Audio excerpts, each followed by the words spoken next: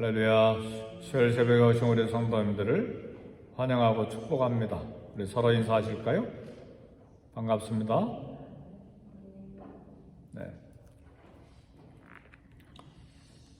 네. 요즘 신문에 영국의 엘리자베트 2세 여왕이 죽어서 이제 장례식 치르는 일이 전 세계에 탑 뉴스입니다. 탑픽이죠. 찰스 3세가 74세에 국왕이 됐습니다. 여왕이 너무 오래 살아서 70년이 넘도록 여왕을 해서 다 할아버지가 된 찰스 3세가 74세 국왕이 됐어요. 자세히 보니까 왕이 되는 순서를 보니까 이제 찰스 3세가 왕이 되고 그 다음에 찰스 3세에게 두 아들이 있는데 하나는 윌리엄 왕자고 또 하나는 해리 왕자예요. 근데 해리 왕자는 미국 메건이라고 하는 여인과 결혼해서 왕실을 떠나서 미국에 와서 살아버리잖아요. 지금 캘리포니아에서 사나요? 그러니까 왕위 서열에서는 한참 이제 뒤처지고 윌리엄 왕자에게 두 아들과 딸이 하나 있는데 공주들이죠. 그러니까 찰스 왕 국왕 다음에 이제 왕을 이어받을 자들이 윌리엄 왕세자의 두 아들, 첫 번째 아들이 있고 중간에 공주가 있고 세 번째 아들이 있는데 순서대로 그렇게 왕위를 이어갈 수가 있습니다. 근데 언제 왕이 될지 모르죠. 그저 왕자일 뿐이죠. 이렇게 왕에게 아들들이 많을 때, 또 공주들이 있을 때 누가 왕권을 계승하는가가 많은 관심사가 되죠. 오늘 본문에 보니까 다윗이 많은 아내들을 가졌는데 오늘 사무엘하 3장 2절에서 5절 보면 다윗이 헤브론에 살면서 6명의 아내를 통해서 자녀들을 얻었습니다. 근데 많은 아내를 거느리면서 자녀를 낳았는데 은근히 이제 걱정이 돼요. 그렇죠? 누가 왕이 될 것인가? 순서대로 될 것인가? 아니면 그 안에 무슨 변수가 생길 것인가? 근데 한편으로는 이렇게 겉으로 보기에는 다윗의 집안이 매우 행복하고 번성해 가는 듯한 그런 인상을 줘요. 실제로 1절에 보면 사울의 집과 다윗의 집 사이에 전쟁이 오려매 다윗은 점점 강하여 가고 사울의 집은 점점 약하여 가니라. 그런 것을 보면 이렇게 아내도 많고 자녀들도 많이 생산하고 그러니까 다윗의 집이 점점 강해 가는 것처럼 보이는데 실제로 외적인 면에서는 강해 가는데 이 다윗의 가정과 나라에는 튼튼하게 강해져 가는가? 거기에는 이제 퀘스천 마크가 좀 있습니다. 왜 이렇게 많은 아내를 거느렸을까? 몇 가지를 생각해 볼 수 있는데 다윗은 정치적인 목적으로 결혼한 사람입니다. 헤브론에 있는 동안에 그술의 왕 달메의 딸 마아가와 결혼했다 그랬는데 그술은 이방 나라잖아요. 하나님을 믿지 않는 나라예요. 그 나라에 공주를 데려와서 결혼했는데 이게 정략 결혼입니다. 정치적인 목적을 가진 정략 결혼인데 이제 그슬 나라의 공주와 결혼함으로써 지금 다른 11지파와 함께 아브넬 장군과 함께 사울의 아들 이스보셋을 세운 그 나라를 막고 동시에 이방 나라도 군사적으로 좀 주변 국가를 견제하기 위해서 이렇게 정략 결혼했다 이렇게 봅니다. 그런데 우리가 주목해야 될 것은 다윗과 마아가 사이에 태어난 아들이 이름이 압살롬이에요. 압살롬은 유명하죠.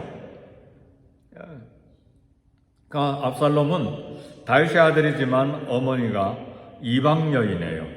이방 여인 아내의 아들이에요. 이와 같은 많은 아내들과의 결혼은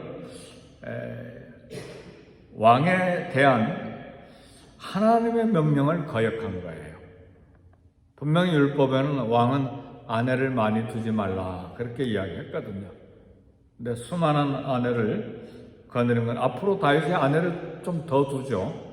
바세바도 좀 이제 남의 아내 빼앗아 와서 아내를 더 두고 그러는데 훗날 이 많은 아들들이 다윗을 괴롭게 하고 속을 썩이는 문제들을 일으킵니다. 예를 들면 첫 번째 아들 암논은 아들들만 여기 기록되어 있지 딸도 많이 낳았을 거 아니에요. 그렇죠? 근데 암논이 배다른 이복 누이 다말을 겁탈하죠. 결국은 동생 압살롬에게 그 사건 때문에 살해를 당합니다. 그리고 압살롬은 쿠데타를 일으켜서 아버지 다윗을 죽이려고 전쟁을 일으키죠. 얼마나 고생했습니까? 멀리 마하나임까지 도망가서 고통을 당했죠. 그리고 아도니아는 다윗의 노년에 모반을 일으켜서 또 나라를 위태롭게 했습니다. 그래서 이 아들들이 다윗에게 가져다 준 이 자식들의 사이에 강간, 살인, 반역 이걸 통해서 다윗이 개인적으로도 가정적으로도 국가적으로도 슬픔과 괴로움을 많이 겪었는데 이 많은 아내를 두지 말라 일부 다처제를 싫어하시는 하나님의 징계요 심판이다. 우리는 이렇게 생각할 수 있습니다. 근데 다윗이 정치적인 수완을 지나치게 발휘한 거예요. 사랑하는 성도 여러분, 지금 다윗 시대 때는 물론 왕정 제도가 있지만 왕도 하나님의 말씀에 전적으로 순종해야 합니다. 이스라엘은 신정 국가이기 때문에 아무리 왕이어도 백성들과 똑같이 하나님 말씀에 순종해서 복종해서 살아야 될 의무가 있는 사람인데 물론 지혜가 필요하고 나라를 다스리기 위해서 여러 가지 생각을 많이 해야 되겠지만 그러나 하나님을 의지하는 것보다 자기 정치적인 수완을 위해서 이렇게 이방 나라 공주들과 결혼해서 나라를 좀 견고하게 안전하게 해보겠다고 하는 것은 벌써 하나님을 의지하는 마음을 떠난 것이거든요. 그래서 정략적인 결혼을 하는 것입니다. 그래서 이 지나친 정치적인 수완이 때로는 폭력이 되기도 하고 때로는 화가 되기도 해서 하나님의 징계를 불러온다는 것을 생각해야 돼요. 이 땅을 살아가는 우리 삶의 자세도 역시 마찬가지입니다. 우리가 공부하고 많은 경험을 쌓고 또 지혜도 필요하고 여러 가지 계산도 해야 되지만 정말 순결한 마음으로 하나님을 의지하고 하나님 말씀에 순종하면서 말씀을 부여잡고 살아가지 않고 모두 다 내 경험, 내 지혜, 내 계략, 내 수단 이걸 가지고 세상을 할 때는 하나님 그걸 복 주실 수가 없습니다. 자기 꾀에 자기가 넘어가는 경우가 허다합니다. 사랑하는 성도 여러분, 내가 좀 손해를 보고 내가 미련하게 보이더라도 하나님 앞에 바보가 되기를 주의 이름으로 축복합니다. 그 말은 세상에 바보처럼 살아라는 말이 아니고 하나님 말씀 따라 순종해서 사는 것이 최고의 지혜입니다. 여호와를 경외하는 것이 지혜와 지식의 근본이라 솔로몬 지혜자가 말씀했잖아요. 하나님을 두려워하고 사랑하고 그 말씀에 순종하는 것이 이 땅을 살아가는 최고의 지혜예요. 최고의 전략이에요. 최고의 인생 경영 방법입니다. 그러니까 미련하게 보이지만 하나님 말씀 따라 순종해 가는 것이 가장 복받는 길이에요. 그건 우리 가정도 마찬가지고 우리 자녀들도 마찬가지예요. 예를 들면 오늘 본문에 다 읽지는 않았지만 사울이 제일 먼저 다윗이 제일 먼저 결혼했던 여인의 이름이 누굽니까? 미갈이잖아요. 사울 왕의 딸 미갈.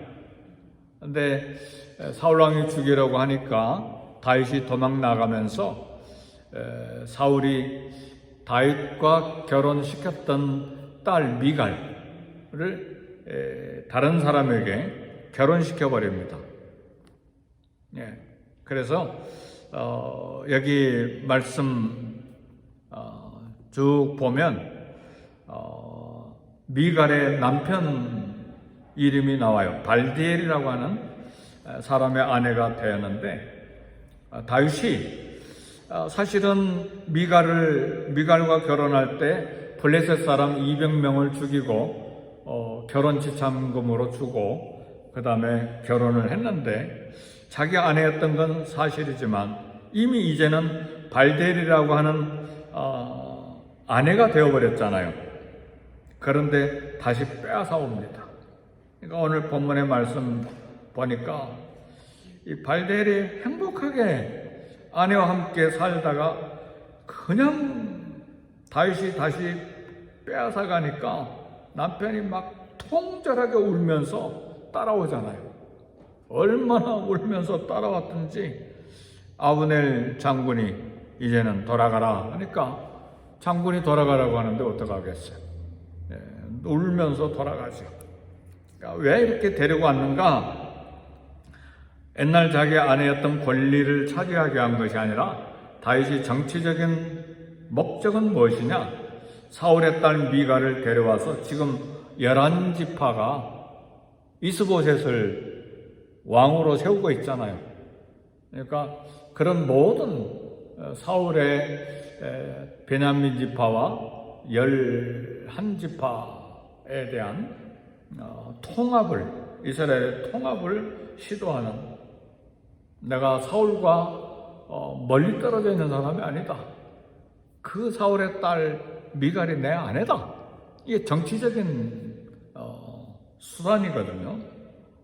그래서 물론 권리는 있지만 이미 잘 살고 있는 사람, 그 남편의 가슴에 못을 박으면서 다시 빼앗아 오는 게, 아내가 없으면 몰라도 벌써 아내가 6명이나 있잖아요.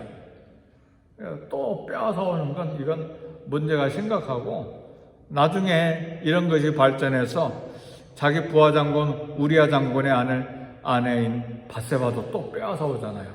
그 남편을 죽이고 그러잖아요. 이게 다윗의 연약함이에요. 우리 이 땅에 살아가는 동안에 뭐 내가 힘이 있다고, 내가 뭐 정보가 있다고, 내가 세력이 있고 인맥이 있다고 내게 유익이 된다고 생각하고 하는 게 다 좋은 게 아닙니다. 뭐 그걸 다 얻었다고 해서 복이 아니라는 사실이에요. 이런 많은 사건들을 통해서 다윗이 평생 그 가정에 칼이 떠나지 아니하고 국가도 힘들고 본인도 힘들고 얼마나 속이 쓰리겠어요.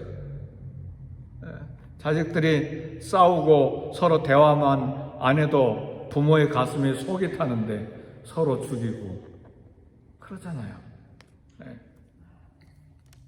그래서 하나님의 결혼 제도는 한 남편과 한 아내인데, 인간의 욕심과 욕망이 하나님이 설립하신 이 결혼 제도를 무시하면서 수많은 문제들이 발생했습니다. 아브라함과 이삭, 아브라함 좀 비교적 그래도 나았죠. 물론 아내 사례의 몸종이었던 하갈과 또 결혼함으로써 좀 문제가 생겼지만, 그러나 아브라함의 아들 이삭은 리브가와 둘이만 평생에 살았잖아요. 그렇죠? 네. 그리고 쌍둥이를 낳는데 에서와 야곱을 낳는데 야곱에 와서 문제가 심각해져요. 야곱은 아내를 또 넷을 얻잖아요. 그래, 이 해필이면 야곱의 아내는 라헬과 레아, 언니와 여동생이잖아요. 그리고 그 몸종들 두 사람, 네 사람이 아내가 되는데, 이 레아와 라헬 사이에 남편 야곱을 가운데 두고 얼마나 치열하게 다투는지요. 레아가 남편의 사랑을 못 받고 아들을 낳으니까 얼마나 좋던지, 봐라 아들이다. 그 이름을 르우벤이라고 지었어요. 동생과 경쟁하느라고 막, 그때는 아들 낳으면 군사력이고 경제력이고 생산력이거든요. 그러니까 자식 못 낳으면 그건 정말 불행한 것이죠. 근데 막 아들 낳고 보라 아들이라 막 얼마나 그 마음에 맺혔으면 소리치면서 그렇게 했어요. 두 번째 아들을 낳고, 이야, 하나님이 내 억울함을 다 들으셔서 또 아들 주셨다. 그래서 이름을 시므온이라고 지었어요. 들었다 이 말이에요. 들었다. 르우벤은 보라, 라, 배는 아들이잖아, 아들. 보라. 두 번째는 막 하나님이 내 기도를 들으셨다, 시므온. 세 번째 아들 낳고는 뭐라고 그런 줄 아세요? 너무너무 좋아가지고는 이제 남편이 나와 함께 연합할 거다. 그래서 막 연합이라고 하는 이름을 지었는데 그 이름이 레이예요. 레이. 이게 이 가정에 무슨 일이에요 지금? 네 번째 아들 낳고는 이제는 하나님을 찬송하려다. 하나님 감사합니다. 진짜 하나님께 감사한 것인지 잘 모르겠어요. 그러니까 이 가정이, 야곱의 가정이 어떻게 된 거예요? 그러니까 서로 시기 질투하다가 나중에 요셉을 미워해서 애굽의 인신매매로 팔아버리잖아요. 같은 형제들인데. 이게 이스라엘의 역사예요. 이스라엘의 역사가 아니라 한 가정의 역사라는 사실을 알아야 돼요.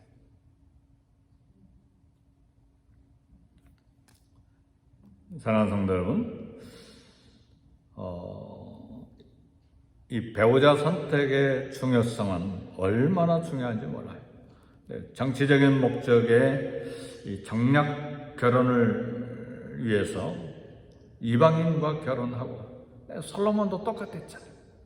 솔로몬도 수많은 이방 여인들과 결혼하다가 그렇게 하나님 잘 섬기다가 나중에는 우상을 섬기는데 마음을 다 뺏겨버리죠. 오늘날도 역시 마찬가지입니다. 우리 자녀들, 우리는 이미 다 가정을 가졌고 또 결혼을 경험한 사람들이니까 새롭게 결혼에 대한 교훈은 아니지만, 우리 아들, 딸들과 손자, 손녀들 결혼하는데 기도 많이 해야죠. 돈, 세력, 학력, 외모, 이런 것들이 하나님을 믿는 믿음보다 더 우선순위에 두는 경우들이 많을 수가 있어요. 그렇다고 해서 아무렇게나 결혼할 수는 없는 것이죠. 다 살펴봐야 되겠죠. 그리고 세상에서 최고를 얻는 것이 아니라 나에게 하나님 주신 가장 적절한 그런 사람이 배우자가 되도록 그렇게 기도해야죠. 우리 아들, 딸들과 손자, 손녀들. 그래서 건강한 가정, 튼튼한 부부, 그런 자녀들, 그런 가문을 세우는 게 얼마나 중요한지 몰라요. 네, 다윗의 이런 허물에도 불구하고 다윗의 왕권이 유지된 것은 이유가 뭐냐? 하나밖에 없어요. 이유가 뭐라고 생각하세요? 다윗의 허물이 무수히 많잖아요. 지금 들여다보니까 앞으로도 허물이 또 생길 거예요. 밧세바 사건으로. 근데 그 왕권이 유지된 이유가 뭡니까? 딱 하나예요. 하나님의 은혜예요. 오직 은혜 때문에. 하나님의 약속도 있지만 다윗과 맺은 언약도 중요한 이유가 되기도 합니다.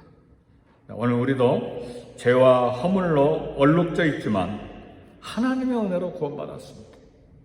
오직 하나님의 은혜예요. 오늘 우리 가정의 아들, 딸, 손자, 손녀, 자녀들의 미래도 오직 하나님의 은혜로 세워질 것입니다. 할렐루야. 그럼에도 불구하고 그 은혜에 보답하려고 하는 삶은 무엇이냐? 세상과 타협하지 말고 말씀을 따르는 삶을 선택해야 합니다. 아주 결단해야 돼. 잘 선택해야 돼.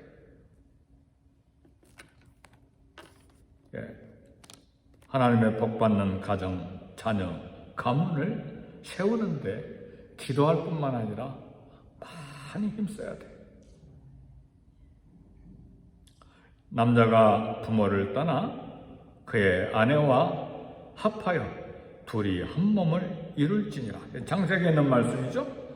남자, 아내인 여자, 이것이 결혼의 원리예요. 미국은 이상하게 지금 가고 있잖아요. 그렇죠? 네. 그렇게 하면 안 되죠. 미국 이 연방 법원에서 정한 건 다시 수정해야 합니다. 어떻게 수정해야 될지 모르지만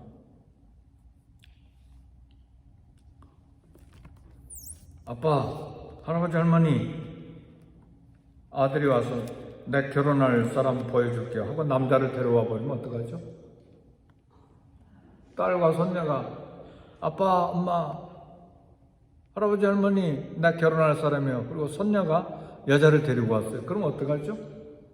미국이 지금 그렇잖아요. 그게 법으로 대법원에서 결정해 놓은 거죠. 미국에서 우리 기도하고 많이 회개해 기도해야 돼. 많이 기도해야 돼. 그리고 남자가 부모를 떠나서 그의 아내와 합하여 둘이 한 몸을 이룰지니라. 둘이 이룬다고 그랬어요? 다윗처럼 남자 하나와 아내 6, 7 뭐 이렇게 합하는 게 아니잖아요. 둘이 한 몸을 이룬 것이지. 왜 다윗 지가 뭔데 6명, 7명하고 결혼합니까? 이 정신 차려야지. 정신 차려야지. 네. 하나님의 결혼 원리에 따르는 것이 우리 복입니다. 가정의 복이요, 그리고 나라의 복이요, 하나님 나라의 복이요, 또 교회의 복이 됩니다. 오늘 아침에 우리 기도할 때는 아들, 딸, 손자, 손녀들을 위해서 특별히 기도하시고 우리 교회를 위해서도 기도하시고 이 말씀이 혼탁하게 흐려지지 않도록 선명하게 아주 순결하게 우리 자녀들 가정 가문이 되게 해달라고 우리 다 같이 축복하고 기도하십시다. 네. 다 같이 기도합니다.